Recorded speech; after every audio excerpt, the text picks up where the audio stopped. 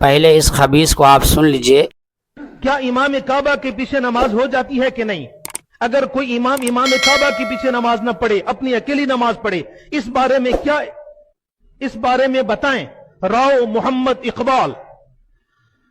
بھائی حرم کعبہ میں امام کعبہ کے پیچھے پوری دنیا کے مسلمانوں کی نماز ہو جاتی ہے، صرف وہ چند ایک بدعتی لوگ ہیں کہ جن کی نماز وہاں نہیں ہوتی۔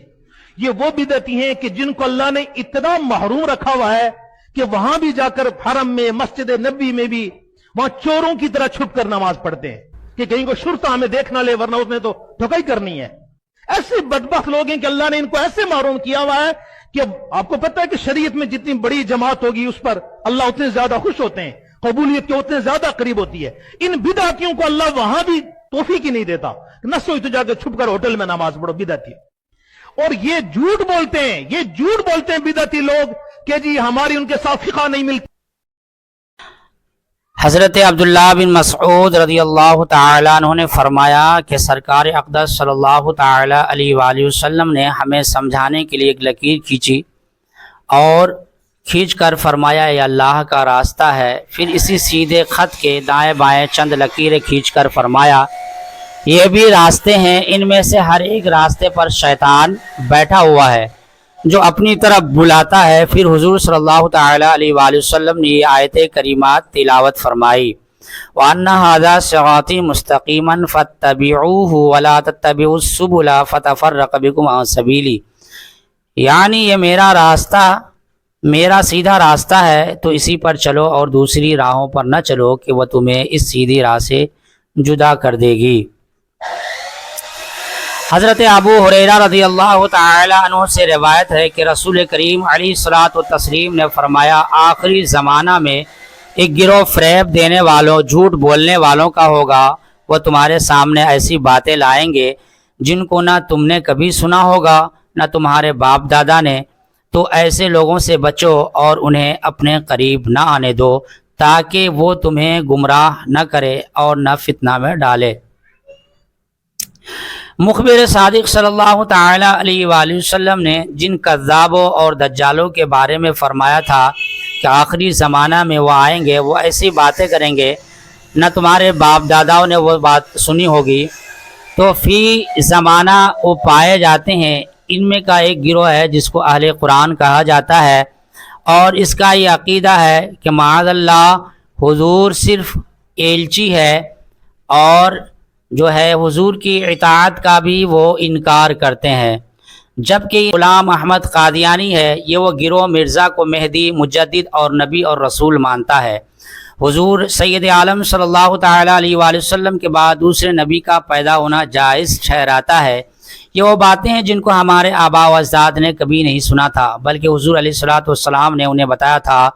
انا خاتم النبیین لا نبی بعدی۔ مشکات کی حدیث ہے کہ میں آخری نبی ہوں، میرے بعد کوئی نیا نبی نہیں ہوگا۔ قرآن کریم نے انہیں بتایا تھا ما کان محمد ابا احد من رجالکم ولکن رسول اللہ وخاتم النبیین، یعنی محمد صلی اللہ تعالیٰ علیہ وآلہ وسلم تم مردوں میں سے کسی کے باپ نہیں، اور لیکن خدا تعالیٰ کے رسول اور خاتم النبیین ہے، یعنی حضور صلی اللہ علیہ وسلم کی ذات پر نبیوں کی پیدائش کا سلسلہ ختم ہے۔ آپ نے باب نبوت پر مہر لگا دی، اب آپ کے بعد کوئی نبی ہرگز نہیں پیدا ہوگا۔ ان میں کا ایک گروہ وہ ہے جسے وہابی دیوبندی اہل حدیث کہا جاتا ہے۔ اس گروہ کا عقیدہ یہ ہے کہ جیسا علم حضور صلی اللہ علیہ وسلم کو حاصل ہے ایسا علم تو بچوں، پاگلوں، جانوروں کو بھی حاصل ہے، جیسا کہ دیوبندیوں کے پیشوا مولوی اشرف علی تھانوی نے اپنی کتاب حفظ الایمان، جس کو ہم خبط الایمان کہتے ہیں، صفحہ نمبر 8 پر حضور علیہ الصلوۃ والسلام کے لیے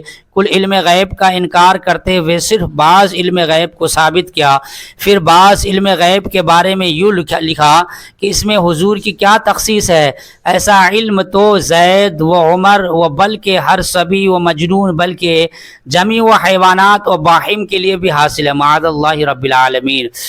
اس گروہ کا ایک عقیدہ یہ بھی ہے کہ حضور صلی اللہ علیہ وسلم آخری نبی نہیں ہے، آپ کے بعد دوسرا نبی آ سکتا ہے، جیسا کہ مولوی قاسم نانوتوی بانی دارالعلوم دیوبند نے اپنی کتاب تحذیر الناس صفحہ نمبر 3 پر لکھا ہے کہ عوام کے خیال میں تو رسول کا خاتم ہونا بائی معنی کہ آپ کا زمانہ انبیاء سابق کے زمانے کے بعد اور آپ سب میں آخری نبی ہے، مگر اہل فہم روشن ہوگا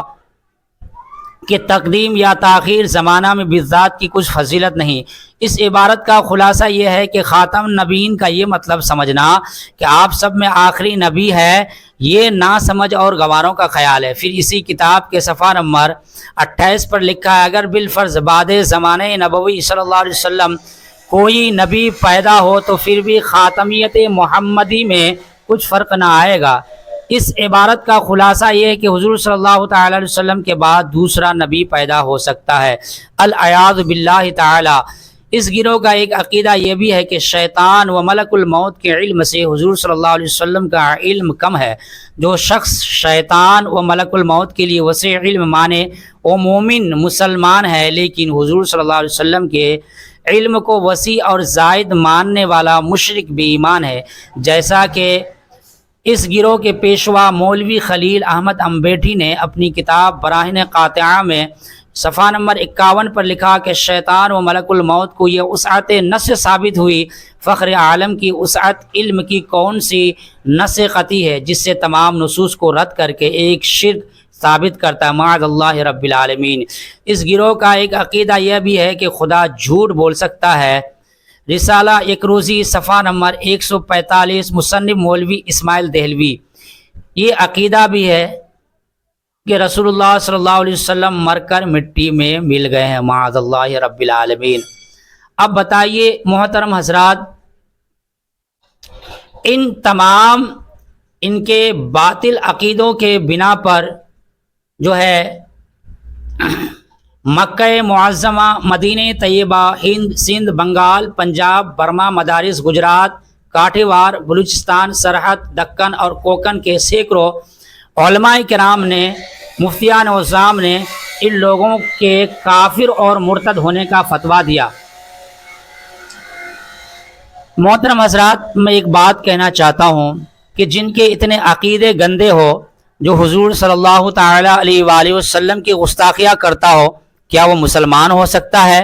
جو حضور کو آخری نبی نہ مانتا ہو، قرآن کا انکار کرتا ہو، حضور کی حدیث کا انکار کرتا ہو، کیا وہ مسلمان ہو سکتا ہے؟ جو یہ حضور کے لیے کہے کہ حضور کے علم میں کیا تخصیص، ایسا علم تو ہر سبی و مجنون، پاگل اور جمیع و حیوانات کو حاصل ہے، کیا وہ مسلمان ہو سکتا ہے؟ کیا وہ جو کہے کہ حضور صرف ایلچی ہے اور آپ کی اطاعت کا بھی منکر ہو، جبکہ اللہ تبارک و تعالی قرآن میں فرماتا ہے اطیعوا اللہ و اطیعوا الرسول، اللہ اور اس کے رسول کی اطاعت کرو، انہیں اللہ اور اس کے رسول کی اطاعت کرنے کا حکم دیا گیا۔ بتائیے جو ان تمام چیزوں کا منکر ہو، کیا وہ مسلمان ہو سکتا ہے؟ آج اس لیے ہم کہتے ہیں